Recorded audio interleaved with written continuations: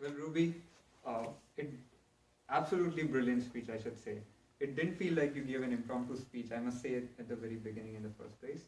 Uh, I actually uh, really liked two parts of the speech very much. First was the opening, in which you intrigued everybody with a quote, like you gave a nice quote, and then everybody was thinking about it. And I first want to say your conclusion was just brilliant. Uh, Regarding your speech, organization of the speech was really nice. You started with a quote, then everybody was already thinking about it, and you started with a story. The best thing that I think in a speech is a story actually connects the audience to you. Like when you started with your fight with a friend, you about the yoga, then fight with a friend, you're able to connect it. So your transition to the body was also very fluid.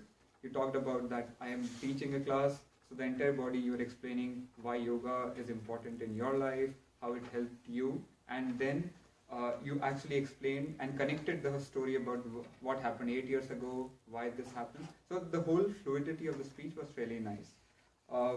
Conclusion was just superb. You actually just not only finished the story properly, you gave a good conclusion as to what others should take away from what your story was, or what you have seen or experienced in your life. So that was really nice. As I already mentioned, the confidence was just superb. You had really good eye contact. I was able to see you were moving around, like using the dais properly, the stage properly, and you were making eye contacts with people. Like when I was sitting there, I felt like you're connecting to me, talking to me. So that was really nice. Hand gestures, you had hand gestures when needed, although you were moving hands a lot more, but you had hand gestures. I mean to say that you're at least using them, which is a good thing to do. And a great use of stage again. The few minor points that I want to point out, one is again the hand gestures part, which is if you constantly keep on like moving hands, it actually distracts the listener. So if you want to like make some point, say point in a direction or something, you want to show something to the listener, then you use hand gestures more. But most of the time, if you keep on moving hands, it distracts the person. You have a very awesome confidence, but there's one thing which I'll point out as vocal variety. This was more of a motivational speech, so you want to motivate others.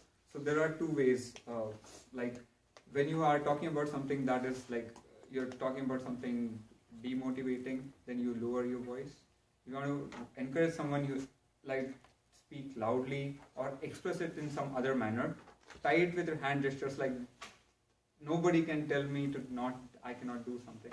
So when you tie your hand gestures and a bit more vocal variety, that will help you more. And at times I saw you looking down. So although I pointed out that you had great eye contact, but many times I saw like you were moving and you were looking down. The only problem, at least I noticed, was because I was looking at the speaker, when I see you looking down, I actually look there as to what is happening there. That's the only thing. I don't know if it's an actual issue, but I just wanted to highlight it. But overall, a great speech. I'll actually love to listen to your next speech then.